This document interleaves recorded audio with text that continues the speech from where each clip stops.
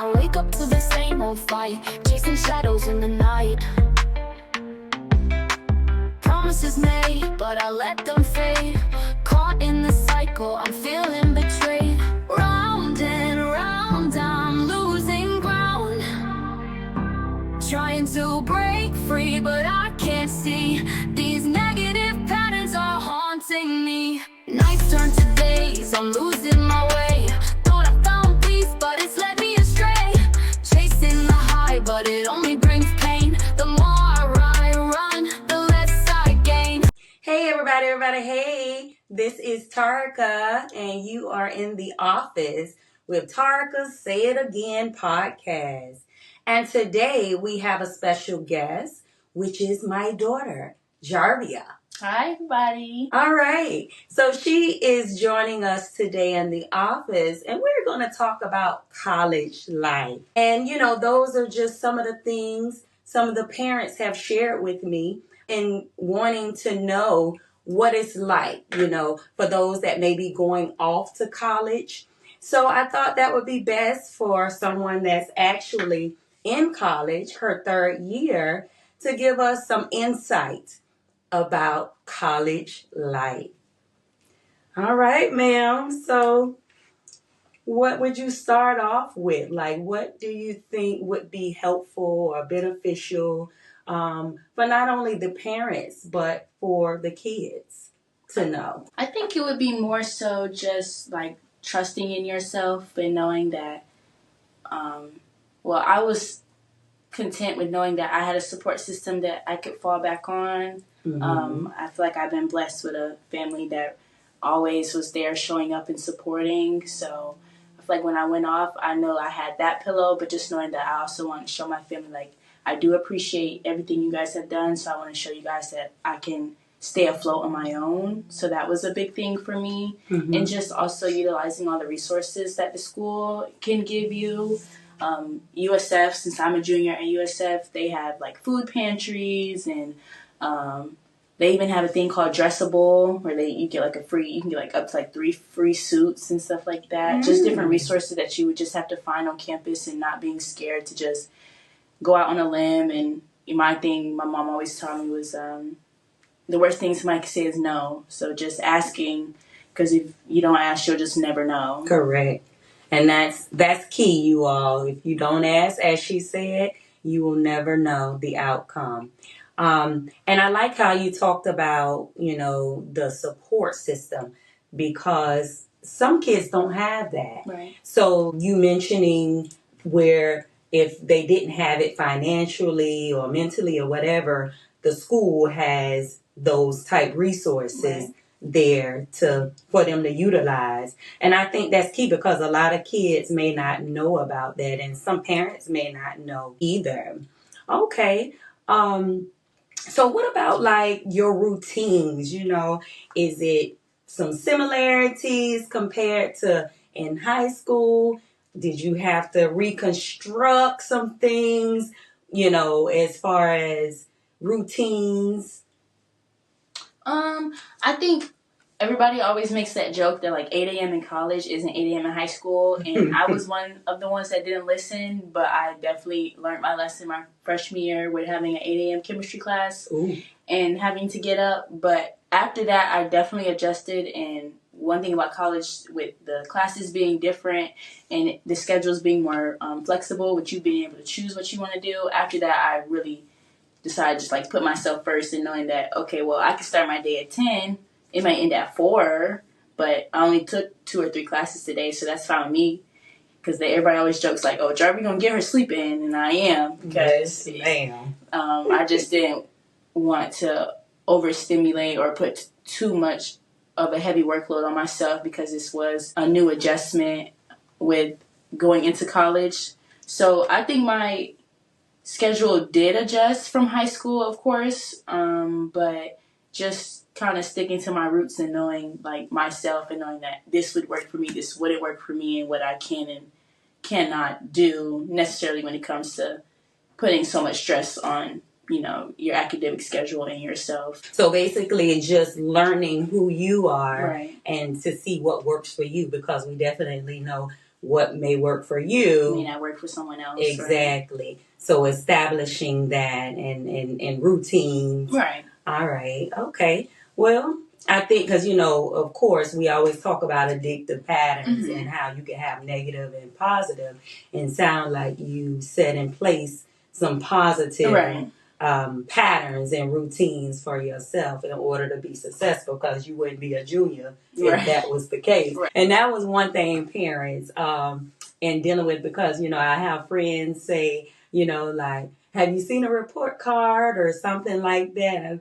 And me, I'm like, hey, I know if she not doing well, I would not be getting the emails, as far as her moving on to the next. That good academic standing. Yeah, moving on to that next schedule or the next semester, correct, in order to register. Right. So that was key for me, and that's how I was able to keep up with it, because that was one thing that I did notice different when you were in high school, because I was able to go on Skyward or whatever and check those grades. Right. But it's like hands off when they get to college. Right. But also I got notification. And not only that, I know your school put you into the mail blast for the freshmen, and then you move on to the sophomore and junior.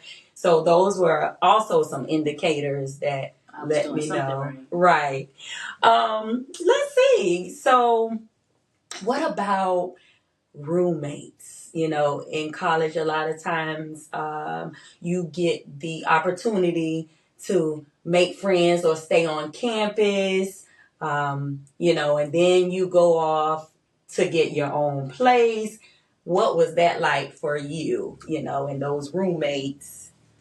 So my freshman year, USF was at capacity when it came to dormitories. So I definitely had just a very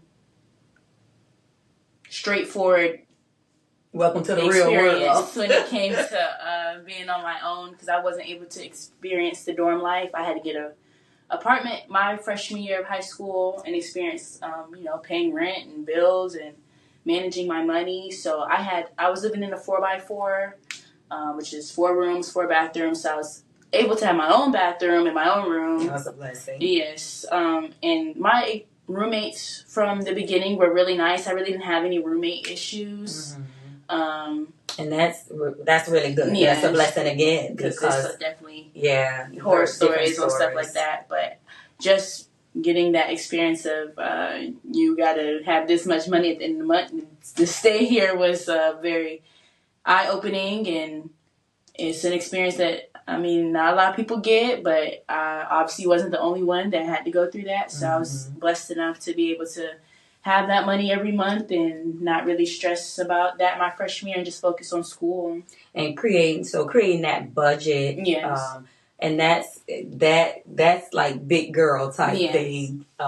Setting those budgets and putting them in place and actually executing them. Because you can set a budget, your parents can set a budget, but they don't need right. Yes. That could be a problem. So okay, it sounds like it's been a learning experience from you. As we know, life, that's what life is all about. Right. Learning, even if you make a mistake, learning from them. Right. And continuing.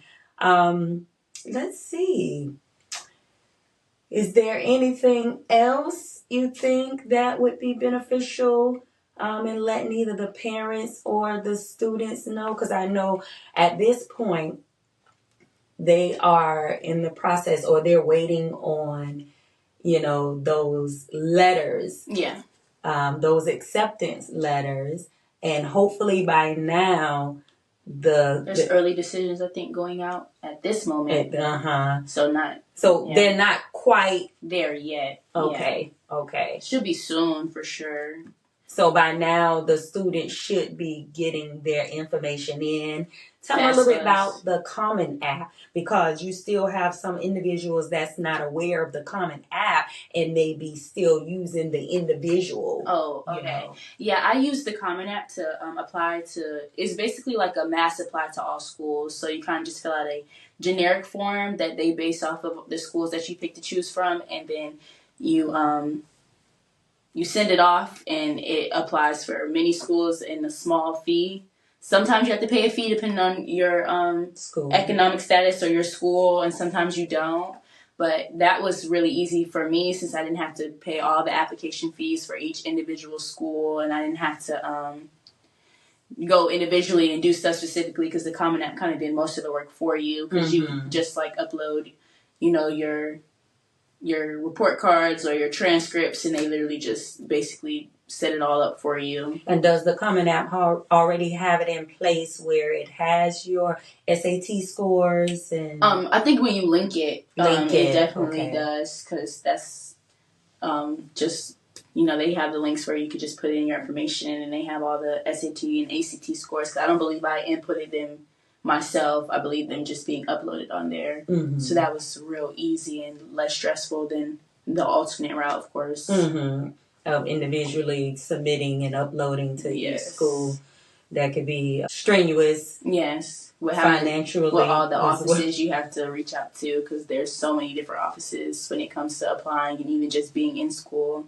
Like your financial aid office, your administrative office, it's just so many offices, honestly. Right. And I think key at this point, they probably just need to communicate with their guidance counselor on campus at this time. Go ahead and schedule those appointments to get in to their office. Everything. Yeah. Right. Ask them if you're unsure. Going back again to asking those questions if you're unsure, if you don't know. And I know I find that a lot of students, they keep quiet and they don't say anything, and they're not an advocate for themselves. And I think that's something that really these days need to be worked on and stressed on both parts. Yeah, because sometimes the environment isn't super welcoming when it comes to it. Because I know in high school, I was able to. I really didn't have a guidance counselor. I got switched like 3-4 times, but me also being like a new student that like nobody just reached out. Like I had to go find what was going on, but I had, like a parent to tell me like, go do that. Cause I sometimes tend to blend into the crowd when I just feel like, I think I can get it done on myself, but I know it's like a lot of stress on guidance counselors anyways, cause there's like 3,000 students and there's like 4 of them. But I think schools need to just be more, vocal on like, please go to your guidance counselors. Cause I don't think I really had teachers telling me that. I just knew it because my mom's an educator. So that plays a part in it as well. Cause not every school is like advocating for, hey, go to your guidance counselors. You guys need to see your guidance counselor. Well, what about emails? Did they send out emails? Cause I know today they're sending out more emails. They're putting it on the kids' Canvas, where when they open up their Canvas, there's a big, say, bulletin or something. It's like new information. Well, that's definitely new. I don't remember that in my Canvas in high school. I know they do that in college for us, because for our freshman year in college, you have to meet your guidance counselor to get that hold to get off your account. So, it's there with some schools, but not all the schools. But I don't remember that in high school. During your years. But I know Ocoy, they had the counselors like in the classrooms or like for a day that was going through the Common App. So we had that, but I know every school isn't doing that. And not only that, a student might be absent the day that the counselor come in. So I'm glad that they are putting it on their Canvas or sending those emails. Just in case you were absent or something like that. And the fact that you said they do it, in college, that may be just something that they are duplicating, because maybe it works for them. So it's like, hey, let's try to reach out to as many as possible in the event that they've missed out or something. Okay. All right, then. Let's see. So we got Common App. I don't know. I think that's pretty much it, you believe? As far as preparation for getting your FAFSA done. That's a big thing. I feel like a lot of people don't understand it all the time. We got a chance to really experience it because my freshman year with my scholarships, I was able to get a refund check that paid for basically my whole year. I just always stress the importance of getting your FAFSA done. And I know that a part of getting your FAFSA done is making an account for your parents. I know parents, they Hey, so you behind. see, she said making the account Yeah, for I the just parents. made that account for my mom because I just couldn't But I even. followed suit now. I couldn't even fathom her trying to figure that I out. followed I needed suit. my FAFSA done in ASAP, and knowing you, it wouldn't get done ASAP. You would have still been so just That first year I did. setting your parents up for success to help you. You gotta help them help you. So, Parents, we help them, so it's their time to help us. Just making sure everything's in line with FAFSA.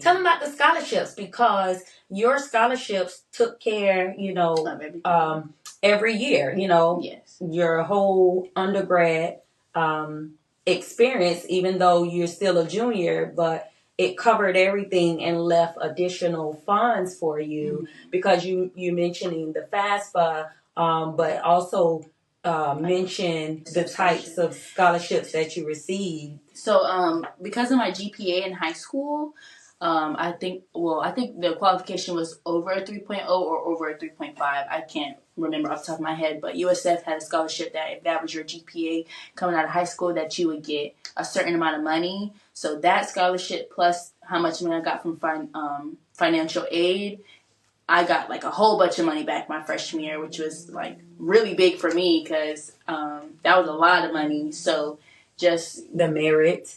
Yeah, and the Mayor's Cup, yes. And the Brighter Futures. Yes, I totally forgot about that. Yes, that was, didn't you say that was the biggest? Yeah, the Bright Futures one. Now, is it's that different for levels. just Florida? Yeah, or Bright Futures is just for Florida, and the based on your GPA is how much money you get. So they have a GPA specific amount of money for like 2.5, 3.0, 3.5, 4.0, and up. So just knowing where you fit in there, really applying for Bright Futures, because if you don't apply for it, then they're not going to give it to you. So that's for all in Florida institutions. So UF, USF, FSU, FAM, all those. So that was also a bonus of staying in Florida. Because of the extra money I was going to get, because I wanted to be away from home, but not too far from home that I was able to drive home when needed. But it was still a good amount of space for that. Like, I know my parents couldn't just, like, pop up on me. Even though I wasn't really doing anything, I was trying to get through them classes. Like, I ain't have time to get in trouble. I'm trying to get through this class, so... Well, it sounds like she been stashing some money, y'all. You notice I named a few scholarships. She was like, oh, yeah, I forgot. Oh, yeah, okay. But anyway, to my parents as well as the students, just be mindful of those things and plan ahead. Not only plan ahead because it wasn't like she just automatically got this GPA. Like, she started middle school. Well, definitely, we take it all the way back to elementary, but middle school is where you can take courses that prep you for high school. Right. And then in high school, you could take those courses that prep you for college, correct. And that's called dual enrollment. So each level, she was just a little bit ahead, which allowed her for when she got to college, it paid off for her. And that's one thing I always, would tell her. Where this saying, and this is something that I learned years ago when I were in my younger years, but we say that laziness, it pays off now, but hard work, it pays off later. And that's something you want to keep in mind, because, we may look at this fast money or this right now, I could be done right now, but is it long term? Is it longevity? Or do I have to work just a little bit harder, have less money right now, but in the long term, this is, what's going to sustain me and it's going to stick around longer. So that's just some things to think about. And as we say, let's say it again. So laziness pays off now and hard work pays off later. Anything else, ma'am? All righty. You've heard it straight from her mouth about her college life. And you all want to check us out on Instagram, TikTok, Addictive Patterns. Please subscribe, here, or you can go to the website addictivepatterns.com. Have a good one. This episode was dedicated solely to my seniors all around the world. Now, we are in the second half of the school year, more specifically, the third quarter, and you should have an end goal. You should have a plan in place for when you graduate. Now, if you don't, it's time to sit down, talk about it, write it down on paper. Now, we're not saying that everybody has to go to college. We know that there are some successful people that did not go to college. Just make sure, if you choose not to go to college, that you have something in place, whether it's a trade school, the workforce, but make sure when you get your paperwork as far as salary, how much you're going to get paid hourly, or what the salary looks like, that is going to take care of you and possibly a family when that time comes. Some of us already have a family, so we definitely need to be looking at numbers. And what does it look like long term? Because a lot of times we get caught up or tricked in looking at the upfront money, what it looks like right now. But what does long term look like for us? Is it a job where you're going to receive bonuses? Is it a job where you have a 401k or a 403b put in place? Is it a job where it provides insurance? And I can go on, but mainly 10 years from now, what are those numbers going to look like? Because we know cost of living is always going up. And I'm not saying $30,000 or $40,000. That's not any money, y'all. $50,000 is not any money. But I know for a senior, someone coming right out of high school, it seems like a lot of money. Ask your parents. It's not.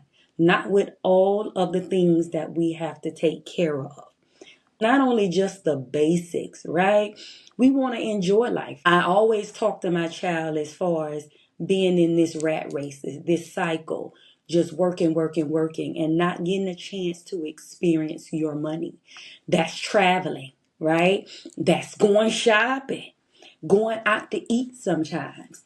So all of those different things, what does that look like? Are you going to be able to afford that on the numbers that you are putting up or will be putting up when you graduate?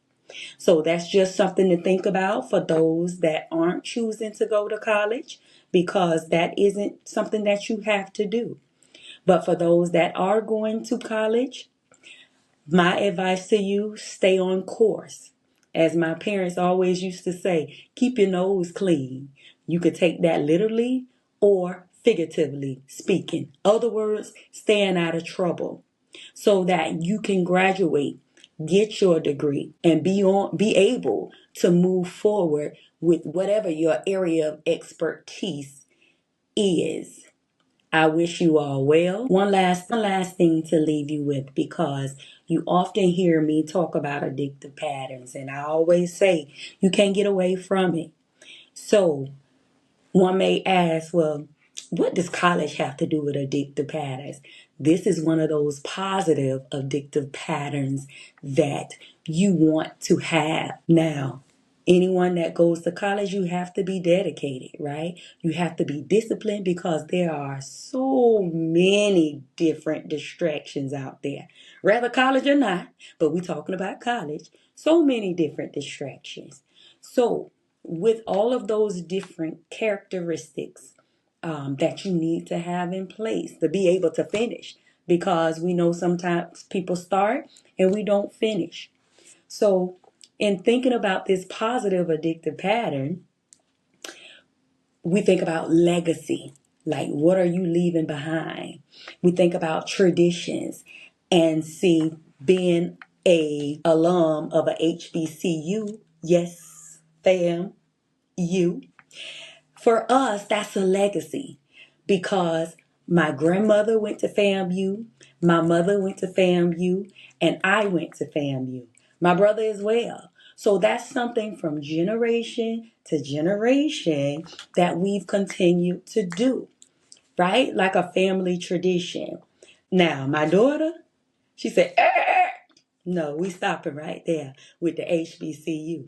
Even though, listen, homecomings and classes, she right out there with us. Yes, But she wanted to go to, you may call it a PWI, but she did not want to go to a HBCU. She wanted to start her own tradition, and that's what she did. Third year, fourth year on paper, continuing that cycle. Just it looks a little different because she didn't go to the school we went to, but long as she get it done, it does not matter who gives her the degree. Okay? So that's an example of a positive addictive pattern. So think about it with your family.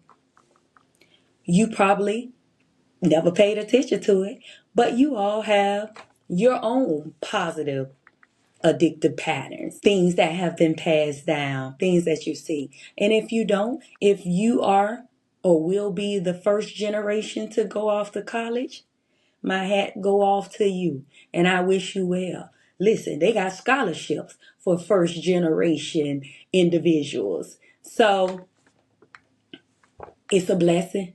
Go get it. That is all. So again, whether you go to college or don't go to college, please have a plan in place. All right. Have a good one.